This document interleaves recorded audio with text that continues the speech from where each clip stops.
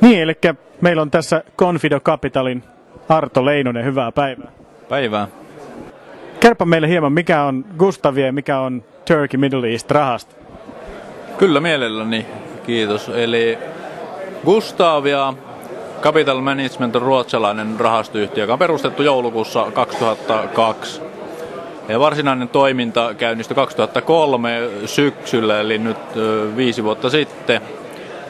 He lähti liikkeelle 2 rahastolla, josta toinen oli ruotsalaisiin pieniin yhtiöihin keskittynyt Gustavia Sverige-rahasto ja toinen Euroopan ensimmäinen Balkanille sijoittava rahasto, jotka on molemmat sitten näiden perustajapartnereiden Ola Gillstringin ja Björn Lindströmin erikoisalaa jo aiemmista yhteyksistä. Eli sillä on tyypillinen tarina, pari 40 kaveria, jotka on jakannuksensa ansainnut ja haluaa lähteä tekemään asioita omilla ehdoillaan. Gustavia on sen jälkeen laajentanut toimintaansa venäläisiin kotimarkkinayrityksiin 2005 joulukuussa, keväällä 2007 uusiutuvaan energiaan ja nyt sitten viime toukokuussa Lähi-itään. Ja koska heillä on Turkista pitkä kokemus aina sieltä 2003 syksystä asti ja toki on sitä Lähi-idän tapahtumia ja kehitystä seuranneet siitä asti. Ja Confido Capital toimii Gustavia-rahastoyhtiön edustajana Suomessa, eli Gustavialla ei ole Suomessa omaa toimintaa lainkaan.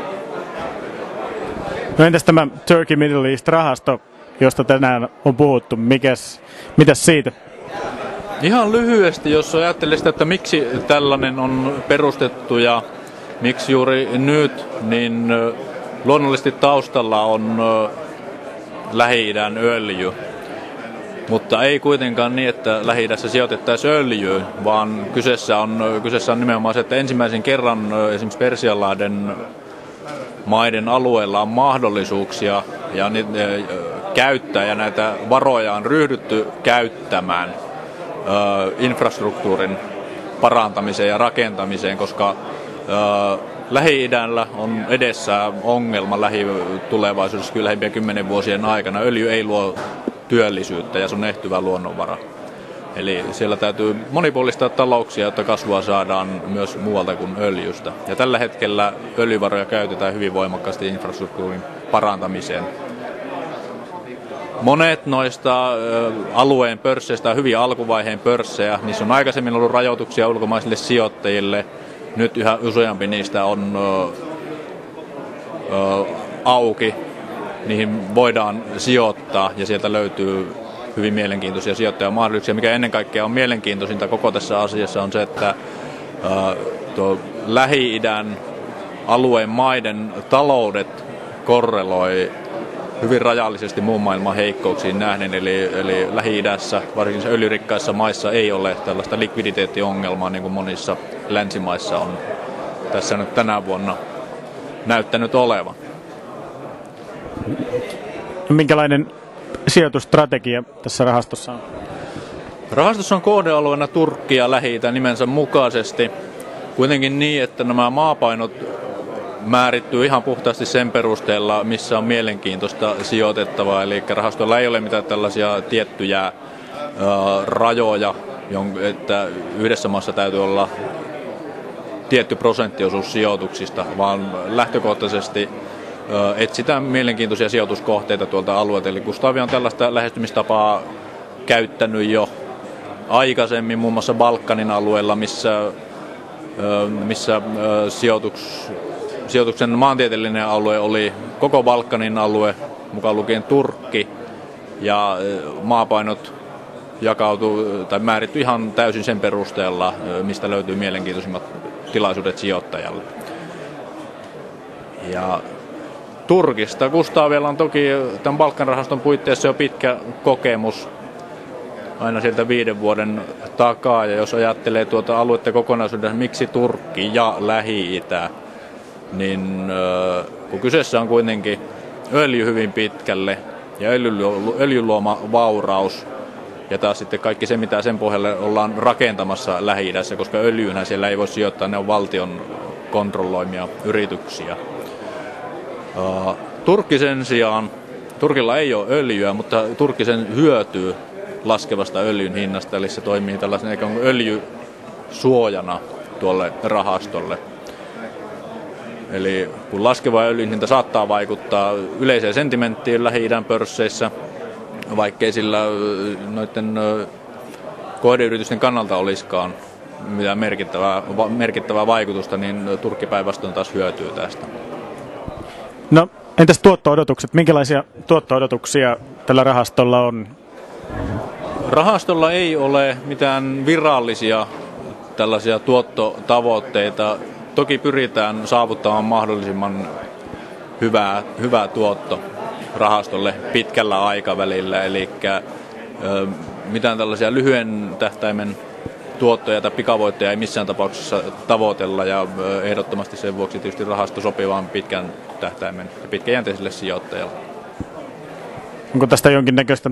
Tämä rahastohan on nyt jo käynnissä, eikö jo? Niin onko tästä minkä näköisiä tuottoja sitten jo näkyvissä? Aloituksesta alkaen rahaston arvo on laskenut johtuen siitä, että Lähi-idän alueen pörssit ovat laskeneet. Pääasiassa tällaisista sentimenttisyistä johtuen. Öljyhinta on laskenut hyvin voimakkaasti aina sieltä $140 $60 ja se on luonnollisesti sillä on vaikutuksia sijoittajien mielialaan tuolla alueella. Osittain siellä on myös tapahtunut ihan tämmöistä perinteistä voittojen kotiutusta, koska Lähi-idän pörssissä suurin osa sijoittajista tulee alueen sisältä. Ja luonnollisesti Turkki, joka on hyvin riippuvainen muista maista, niin myös sen pörssikehitys menee aika lailla muiden mukana. Eli rahaston arvo on laskenut, mutta toisaalta jos ajatellaan taas toisinpäin, eli minkälaisia arvostustasot tuolla alueella on ja minkälaisia yritysten osakekohtaisia voittoja on odotettavissa, niin tilanne näyttäytyy aivan erilaiselta. Se on hyvin mielenkiintoinen. Eli tällä hetkellä esimerkiksi P-luvuilla mitattuna rahaston arvo on noin 7. No, tuossa meillä oli syksyllä asiakastilaisuus tähän aiheeseen liittyen, jossa oli salkuhoitaja esiintymässä, ja häneltä sitten kysyttiin lopuksi, että miksi ihmeessä sijoittaa Lähi-idän riskialttille alueelle PE-luvuilla 7 tai 8, kun Suomesta saa saman PE-luvun yrityksiä, hyviä yrityksiä, joissa riskitkin on pienempiä. Niin Jonas Dahlqvist, joka on rahastossa salkuhoitajana, vastasi erittäin hyvin. Voidaanko olettaa, että Suomessa tai Ruotsissa yrityksen tulokset tulee lähivuosina kasvamaan kauhean voimakkaasti? Eli ne PE, mitkä meillä nyt on 9, niin saattaakin olla vuoden 2 päästä vaikka 15, kun yritysten tulokset heikkenevät. Kun taas Lähi-itä on yksi niitä harvoja alueita maailmassa, missä on tänä vuonna edellisten yritysraporttien jälkeen tulosodotuksia nostettu. Eli keskimääräiset odotukset yritysten tuloskasvusta on 25-30% vuositasolla, joka taas tarkoittaa sitä, että PE-luvuilla mitattuna nämä kyseiset pörssit, jos pörssikehitys ei muutu tästä muuksi, niin tulevat pysymään edelleen erittäin halpoina. Selvä. Kiitoksia tästä haastattelusta, Arto Leinonen. Kiitos.